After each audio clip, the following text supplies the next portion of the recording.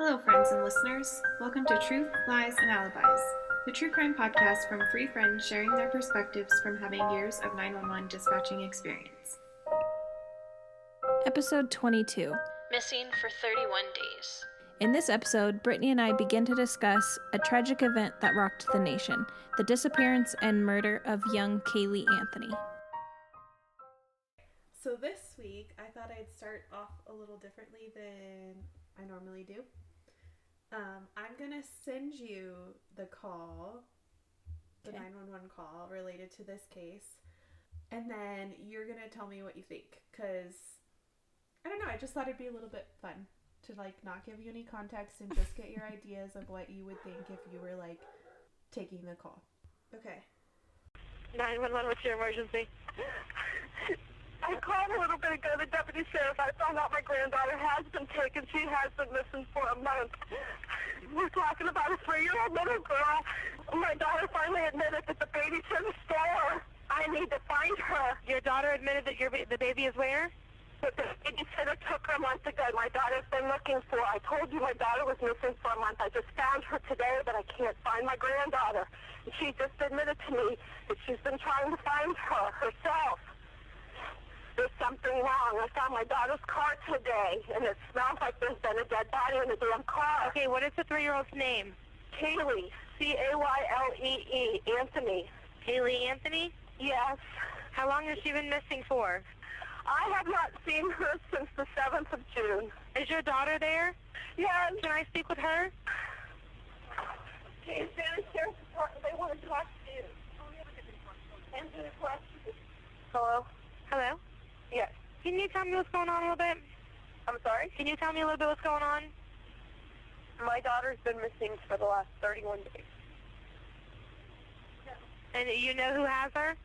I know who has her. I've tried to contact her. I actually received a phone call today, now from a number that is no longer in service. I did get to speak to my daughter for about a minute. Who has her? Do you have a name? Her name is Zenaida Fernandez. So, how much do you know about the Caylee Anthony case? I don't know anything. I figured. That's why I wanted to start off with that phone call specifically. I just wanted to start with that. You can always bet on me having no idea. I was like, Jess is going to know nothing about this, and I just want to hear what her thoughts are, because I remember this case was started, so at the time this case was going on, when it first came out in the news, I was pregnant with Novalee. So I was 18 years old and pregnant with my first child, and I was like, oh my God, that's horrible. But then I was like, I'm sorry, what the fuck? Because I was like, what mom doesn't report their daughter missing for 31 days? Yeah, that's definitely my first takeaway. I was like, okay, this doesn't feel right. There's something wrong. Something very, very wrong. So I'm going to ask, what were your thoughts on the call? I mean, that's my biggest thing, right? Is what the heck is everybody talking about? What is going on? And yeah, why have you not reported, why was your daughter not reported missing 5 minutes after the babysitter took her? As soon as you knew. 31 days is a very long time, especially she said something that she was out, the mom said that she was out trying to find her. Yeah. Through different avenues or whatever. Yeah. I just, little weird. What would you have, if you were the dispatcher taking that call, would you have asked the same questions that dispatcher asked? Because I thought she did a pretty good job. You could tell she was what the fuck? Yeah, she's trying not to sound like that, you know what I mean? Yeah. Well, and so often we deal with those people that forget that we don't know what's going on. Mm-hmm. So I think her name is Cindy, the first woman. Yes. Is you can hear that little bit of an attitude because it's a high level of importance for her, and she knows all the information, and she's frustrated that this person that she's talking to for the very first time isn't on the same page as her. It's I'm catching up. Something to note on that is she had already called before, so I think like you said, that one dispatcher didn't know because the other dispatcher probably took the phone call. But this was like her third phone call, I think. So. Okay. Well, even still, like, don't ever assume that whoever is on the other side of the line has any idea what you're talking about. Especially Correct. To that level of being like, ugh, why are you asking me this? Like, it's just so frustrating. And then I that's exactly what I would have done, right? Like Cindy said, she's like, I just found my daughter. She had mentioned that maybe that her daughter was missing and her granddaughter or something like that, or maybe she hadn't been able to find her because her daughter was out trying to find her granddaughter. It was a little confusing because, well, because she was so upset, and like you said, she thought, oh, you know what I'm talking about. You can read my mind. You have to be on the same page. Yeah. So that's what I would have done, right? Like, hey, is your daughter there? Let me talk to her because you've gotten this information from her. So let's cut out the middle person. Mm-hmm. Let me talk to her. And it was interesting to hear her be like, well, I don't have any, like, I don't want to talk to them. Why?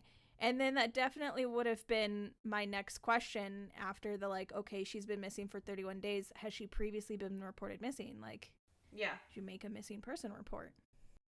That's a good question to ask. That's not even what I thought of. I was like you noted in the background, she's saying something about not wanting to talk to them, right? Or she doesn't have anything to say or something.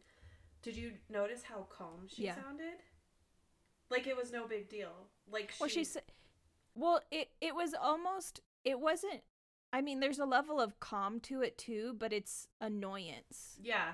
More than anything. Like, why do I have to tell you this? Like I was never going to report her my missing. damn mom called and now I have to talk to you. Yeah. We're going to dive right in. Caylee Anthony was born August 9th, 2005 to her 19-year-old mother, Caylee Anthony. Casey is the one you can hear talking who sounded annoyed. Casey never discloses who Caylee's father is. She made statements that her then fiance or another man might be the father, but it's still unknown to this day who her father was. So Casey was Caylee's sole parent. Like, she didn't share custody, and her mother and father, Cindy, who made the 911 call, and George helped raise Caylee, basically. They all lived at Cindy and George's house. On July 15th, 2008, Caylee Anthony was reported missing by her grandmother, Cindy Anthony, who had not seen her for 31 days. So she had originally called to report that she needed to have her 22-year-old daughter, Casey, arrested for grand theft auto and stealing some money from her. She also said, and I have a possible missing child. That's when she made another phone call later afterwards when Casey admitted that Caylee had been taken, because I think Casey was at a point where she knew she couldn't lie anymore, and so she admitted it then. So she had made that call for the grand theft auto because Casey was driving there. I think it was a Pontiac Sunfire, or it was a Pontiac little passenger car that she had been driving. And the car had been picked up by a tow company. And when it's been abandoned, the MVD sends you a notice in the mail to let you know, like, where to pick it up or whatever. So they had gone to pick up the car because Casey had been driving it. And Casey had said, like, she had ran out of gas, and that's why she just abandoned the car on the side of the road. But it's like... Okay. It's all weird. So, the on-call detective, Detective Mellish, is called in, and Casey tells him that the last time she saw her daughter was when she dropped her off on June 16th at, and this is a quote, Zanny the nanny's house. It was a lady by the name of Zenaida Gonzalez, is what she told them. Then she went to work as an event planner at Universal Studios. She says she went to pick her up after work and she wasn't there. She tells detectives she goes to stay with her boyfriend because she's too embarrassed to go home and tell her parents that she couldn't find Caylee. Casey then says that she... Okay. That shouldn't be your first response to that. Okay. I just love watching your faces when I'm telling you these stories. Okay.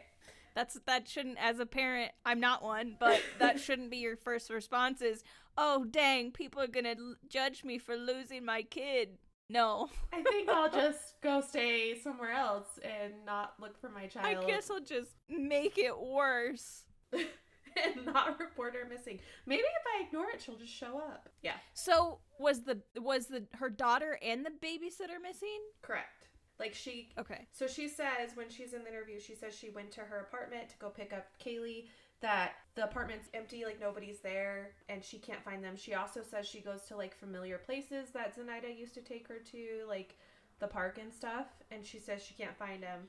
So then she says... So the apartment's like cleaned out? Well, she just says that nobody answers the door. Okay. Yeah. That's so different. It's still weird. She basically says she goes there and she can't find them. Nobody's there. So then she goes to search other places. She can't find them there. So then she goes to stay at her boyfriend's house. So she goes to her boyfriend's house. Yeah. Okay. Uh-huh. She then also says that she didn't call the police out of fear of the nanny hurting Caylee. Which it's like, to me, I'm like, if you have a fear of her hurting your child, why was she there in the first place? To have your child? Like, also, why is that your first assumption? Like, if this is all a surprise to you and you didn't know, why is your first assumption that the babysitter kidnapped your kid? Like, wouldn't you be like, well, what if something happened to her too and somebody took both of them? Like, all the more reason to or were they in a car get the accident? authorities involved. Yes. Yeah. Anything. Anything other than what has happened here, okay? Anything other than what she did. I mean, I am a parent, so I feel I can fully say that this is just bad parenting all around, okay? She takes detectives to a vacant apartment, and she says Zenaida lived there. So they go in, they see that it's completely empty. Nobody appears to be living there at the time, at least. And then the detectives take her home. It's like early in the morning, pretty much. So they're like, we're going to take you home.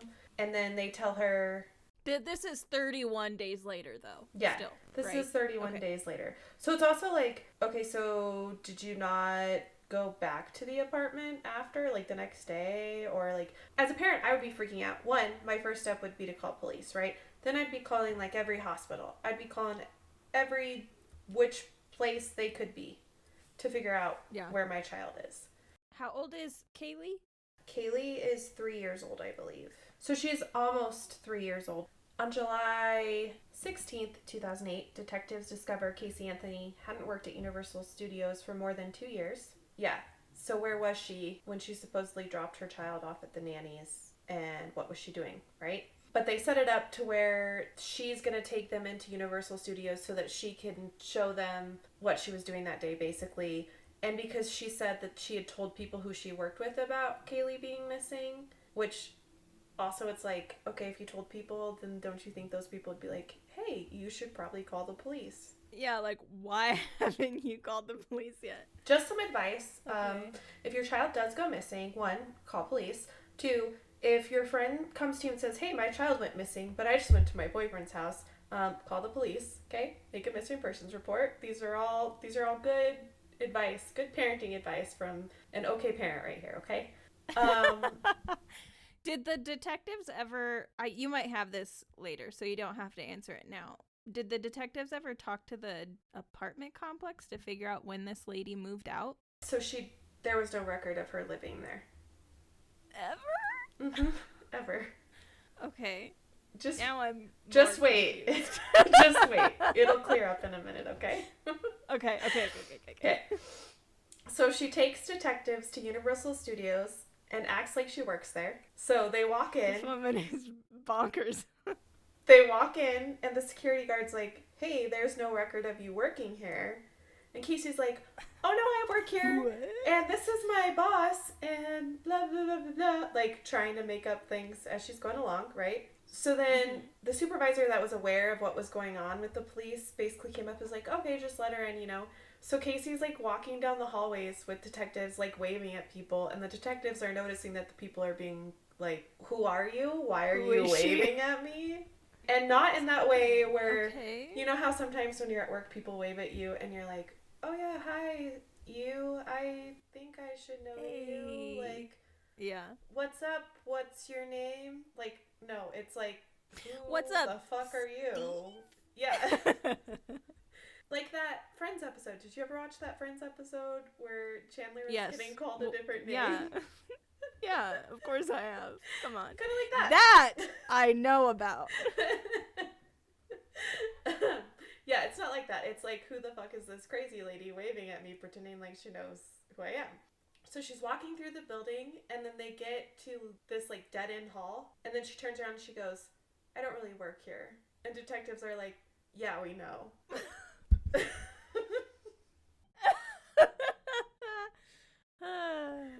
Okay, where was she hoping? What was her plan? Dude, there's a lot of questions I have about her as a person in general. I don't understand. We'll just walk around long enough and maybe the detectives will get tired and go home and not ask me about why I don't know where I am and nobody knows who I am. She's like, maybe if I wave at enough people and they wave back at me, they'll think that I work here. The detectives are like, yeah, security told us an hour ago you don't work here. Yep. So they tell her that they know she doesn't work there, and then they take her to the interview room. Like, they take her in for a formal interview at this time. This is when they tell her they know that she lied to them, basically that they don't believe her story. And then she says again that Zanny was the last person to have Caylee, and that she saw her mom upset by the fact that Caylee was missing, and she didn't want to upset her. So if you'll, let's think about the things. Let's pause for a minute. Let's recap, right? She says she's been looking for her through different avenues. Then she says she's too embarrassed to admit that she has lost her child. Then she says, I don't want to upset my mother. As a parent, I'm like, none of this matters, because where is your child? Okay? Yeah. These are not valid reasons to not report your child missing, you crazy psychopath. Anyway, detectives also note that Casey is calmer than most parents would have been with missing children. Like, she's kind of just like you said, annoyed, just irritated. And that's when she's arrested for child neglect, and detectives hope that this will help her to be more honest. They're thinking that maybe she knows where Caylee is, and she calls her mom from jail and asks for her boyfriend Tony Lazzaro's phone number. She tells her family friend that she can't, and this is a quote, sit there and be crying every 2 seconds because she has to talk to detectives. However, if you'll know, detectives have basically said she hasn't been helpful at all, right? So, wait, she talked to a friend and said that? Yeah, so a family friend gets on the phone and she says, I can't just sit here and cry. Like, that's basically what she's saying. You haven't been, but okay. Yeah. Because she has to help detectives find her daughter, except she's not helping at all, and she's basically just saying, oh, Zanny took her, and I was too embarrassed to tell anyone. Yeah, it's really weird. So because of her urgency to get Tony's number, detectives go to his apartment to talk to him about Kaylee's disappearance. They had begun dating in April of 2008, and this is in July, so only a couple months, right? Caylee was introduced to Tony about 3 weeks into the relationship, and according to his roommate, Caylee had come over 2 to 3 times a week until June when she wasn't coming anymore. So Casey would just tell her boyfriend or the roommate that Caylee was with the nanny or with her grandparents, and she never once mentioned that Caylee was missing. So, the boyfriend that she went to see after she couldn't find her daughter, she never told that her daughter was missing. Nope. And she went So to his house that night. So nobody knew. Nobody knew. But Casey. And my thing is, if she was... So here's 2 different thoughts. One, she didn't care that her daughter was missing, right? If what she's saying is true. Mm-hmm. Or 2, she wanted to pretend like it hadn't happened. Something different happened than what she was saying. Because if it was me, again, I would be burning down the city to find my child. Like, that's just how I would be. I'm just saying, it doesn't make sense to me. Because she was able to go to her boyfriend's house, and she seemed normal enough, and just made the excuse of, oh, Kaylee's at her grandparents', or was Zanny the nanny? Yeah, it's weird. Yeah. When looking into the calls Cindy had made, they discovered that Casey had abandoned the car, like I told you, and a tow company had picked it up. In an interview, Cindy told investigators that she found a bag of trash in the trunk. She tries to say that the smell had been from rotting pizza in the trunk. Because remember, she says, it smells like there's been a damn dead body in here. And then investigators tell her that they know decomp and rotting pizza don't smell the same, which if you ask anyone, literally every interview you ever see about it, people are like, once you smell a dead body, it's like something you'll never forget. Like, it's a completely different smell than just rotting trash. She then asks investigators whether they are looking for a dead Caylee or an alive Caylee. So they're interviewing Cindy, and she's like, are we looking for her alive or are we looking for her dead? So it's like kind of like she already knows that something's not right, but she just doesn't want to admit it.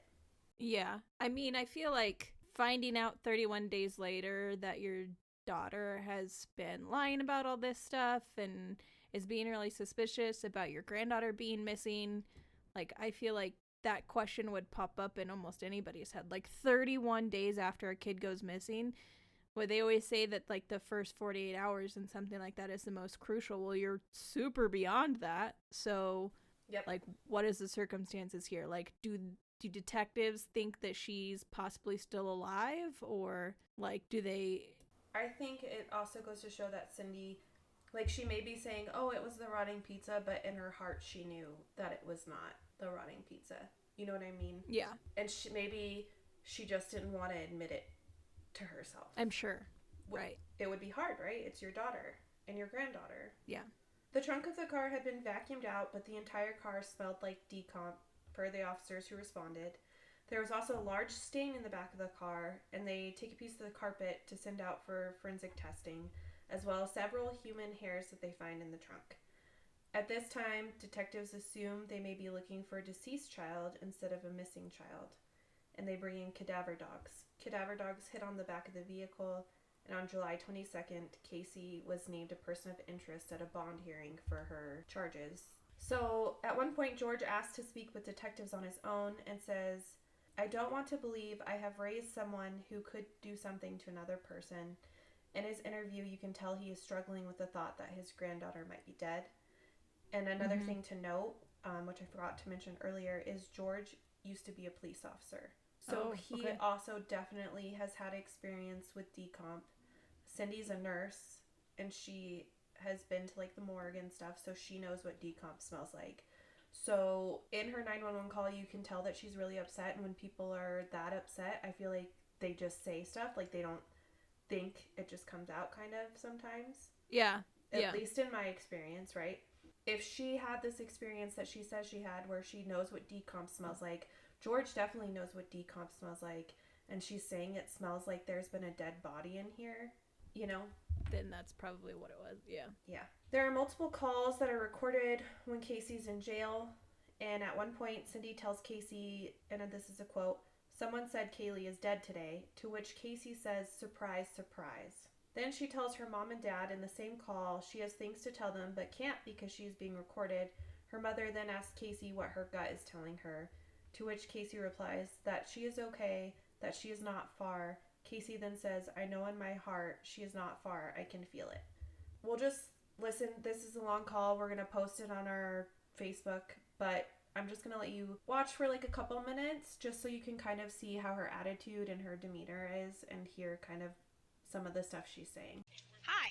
Hi, sweetie. We've been watching you for so long. You haven't? I love you. I love you too. Hi. We've been seeing you sitting down. Oh, okay. Yeah, I was talking with one of the doctors. We forgive anything that you've said. Are you okay? Yeah, I'm good. I just talked to Lee. Casey, you don't realize the whole United States is looking for our Caylee. I know that, Mom. Her cover's going to be on People magazine in a few days. Okay. Everybody is looking for her. Good. Everybody is looking for her. Are we going to be able to find her, do you think? I hope we can, Mom. Casey, I want to ask you just a couple questions. Good. I know the pictures with Caylee in Zanny's apartment. Is Zanny's apartment the one with the drums? She had a drum set, yes. The one in the picture? I think there were even other pictures. I told Lee to look through everything. Okay. Is that Zanny's apartment? Because I know whose apartment it is. Is it Zanny's apartment? That exact apartment, no, that was Ricardo's apartment. It was set up a lot like Zanny's apartment. Okay. Do we have any pictures of Zanny's Mom, apartment? Lee and I already talked about this. I don't know. It could be on the disc at home. I don't know. I just want her back. I know you do.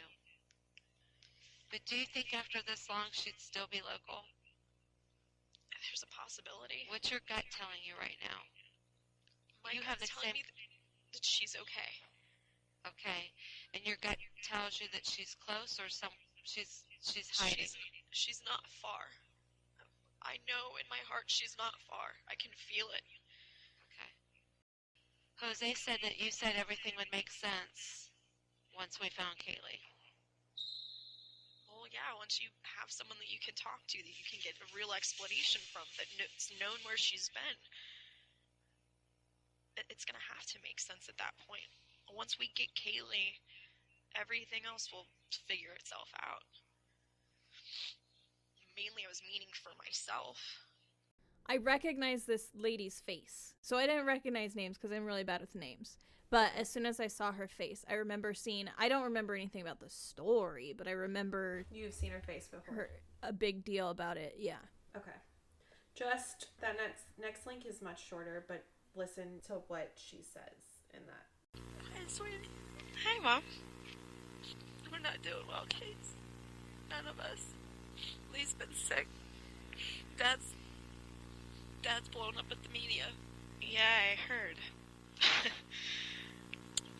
Well, someone just said that Caylee was dead this morning, that she drowned in the pool. That's the newest story out there. Surprise, surprise. We need to have something to go on. Mom, I don't have anything. I'm sorry. I've been here a month. I've been here a month today. Do you understand how I feel? Hold on, sweetheart. Settle down, baby. Nobody's letting me speak. You want me to talk? Then All right, give me I'll listen to 3 you. seconds to see Go, something. sweetheart. I'm not in control over any of this because I don't know what the hell's going on. I don't know what's going on. My entire life has been taken from me. Everything has been taken from me. You don't understand. Everybody wants me to have answers. I don't have any answers because I don't know what's going on. I have no one to talk to except Jose when he comes. It's the only person that I can talk to right now because I can't even say anything to you guys besides telling you that I love you. I want Caylee. Things like that. And that's not even getting put on the air, which it should be. It's everything else. Everything that I'm not saying. Again, that's all I could do was backtrack. I can't backtrack on anything. A month I've been removed from the situation. You guys are not understanding my side on this, and I'm sorry. What are your thoughts? I like hearing your thoughts because you don't know anything about it, so it's like Who's Lee? I think that's her brother. Okay. So, I mean, from the second one, the big takeaway from the second one is, especially when she goes on her little spiel, very self-centered, right? Yep. Like, me, my, I. She's more, and I've never been in jail, so I can't. Not a mother, never speak- been to jail. I can't speak on to any of this. But like you're there for a reason. Those are the consequences to your actions. But even still, at the same time, like it's not about you. Like your daughter is missing. Yeah. The nation is looking for your daughter because she's a 3-year-old girl that's nobody's seen for months. Yep. So her to sit there and be like, everything's been taken from me. My life's been entire taken life. from me. Yeah, which also makes me think, like, is she talking about the fact that she had a daughter at 19? Like, is that That's a what she good means point. when she says that her whole life's been taken away? Because as soon as you have a kid, it's not about you anymore. Shouldn't be. Yeah. It should be about that kid. So, like, is that kind of really where she's coming from? Not necessarily that now that she's in jail, her life's been taken away from her, but she had to be a parent and an adult at 19. Yep. So is that where she's coming from on that? It's just very all about herself. Yes. It's super self-centered. And I'm sorry, but like you said, it shouldn't be about you. So I wouldn't give it, like, yes, would I be extremely frustrated if I was in jail for something I didn't do? 100%. You know what I'd be even more frustrated with? That I couldn't find my daughter. That I couldn't be out there helping search for my daughter. That's what I would be frustrated with. I think that's what people expect to see when you have somebody who's in a situation where their kid or is missing or something like that, like a situation like that. You sit down and it's like, are there any updates? Like, has anybody said anything? Is there any movement? Like, instead of her kind of creepy, like, hey, mom, like. And that surprise comment? Well, I think that's more or less along the lines of, like, the media coming up with stuff. I know, but if someone was saying my daughter was dead, I would be freaking out a little bit. Yeah. I guess I think her comment is more about the fact that media just makes bullshit up. That's true. I think that's what my takeaway from that specific thing was. But it's, again, we fall back to the fact that she almost seems annoyed that her mom is upset and that her parents are there to talk to her. And she already talked to Lee about everything, so leave me alone. That kind of feel that you get from it. Yeah, and why aren't you feeling sorry for me? Like, who cares about yeah, Kaylee? Nobody understands my point of view. Yeah. Well, that's because you're not helping the authorities find your kid and you waited 31 days. Like, you were in jail for a reason. Yeah, and nobody understands how you went that long without reporting your child as missing. So, of course no one understands. So, because the only information Casey gave them was this Zenaida Gonzalez, they tracked down a Zenaida Gonzalez. She's a middle-aged woman, not a younger woman like Casey had said. She had asked if she knew Casey or Kaylee, and she denied knowing either of them. Oh, that was another thing too. Sorry. So she initially said the pictures of Kaylee in an apartment with a drum set was the babysitters. Yes. Because that's too, like, how do you think you're gonna get away with that? Like, even her mom's like, I know whose apartment that is. Because she thinks she's, so this is my thing is, we've talked about narcissists before. They all think they're smarter than everyone. She thinks she can outlie everybody, right? And she certainly does. If she can ignore the problem, it'll just go away. And she can go on and live her life and be happy. I don't know. Yeah, when you start on this trail of a lie, you think you'd have an end game to it and not be like, oh, sure. Again, like, I'll take the detectives with me to Universal Studios, even though I don't work there anymore.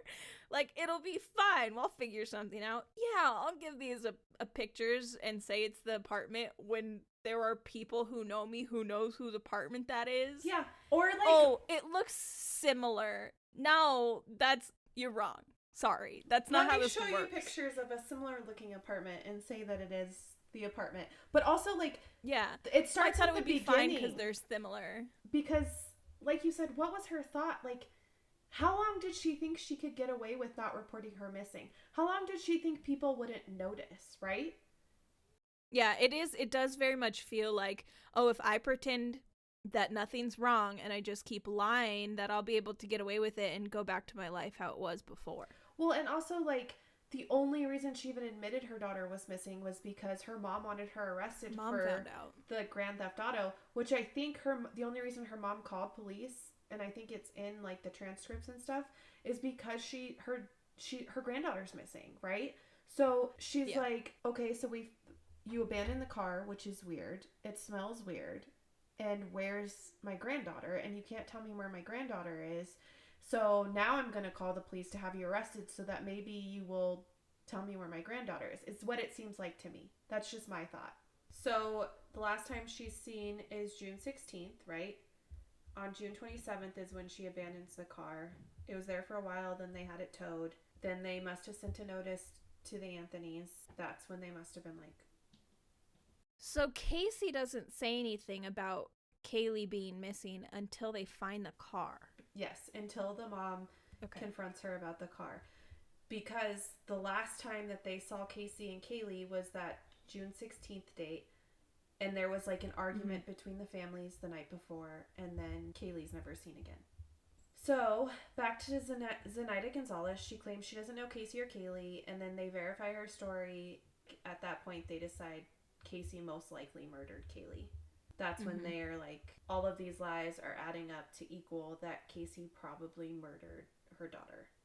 Casey hires Jose Baez as her defense attorney, And it is that time that she becomes even more uncooperative with police, if that's even fucking possible. George and Cindy, meanwhile, are organizing searches for Caylee. They're making t-shirts and flyers, and Cindy reaches out to Texas EquiSearch. So I'm going to tell you a little bit about them. Texas EquiSearch is a search company that assists in missing persons investigations. They have a donation link on their website as well as the cases they have assisted in. So we'll post a link about them because I think what they do is pretty great. On their About Us page, it states, "Our mission, we are committed to providing experienced, organized, ethical volunteer search efforts for missing persons, utilizing the most suitable and up-to-date technologies and methodologies. Our vision, to return those missing back to their loved ones. Our values include integrity, determination, compassion."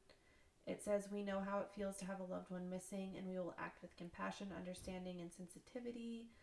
They say innovation, stewardship, and a collaboration. It says, "We will work with law enforcement and other organizations to comply with laws and maintain organization during searches." So, like, 4,200 people showed up to search the swamp and woodlands in the area, and they searched for weeks. They didn't find anything.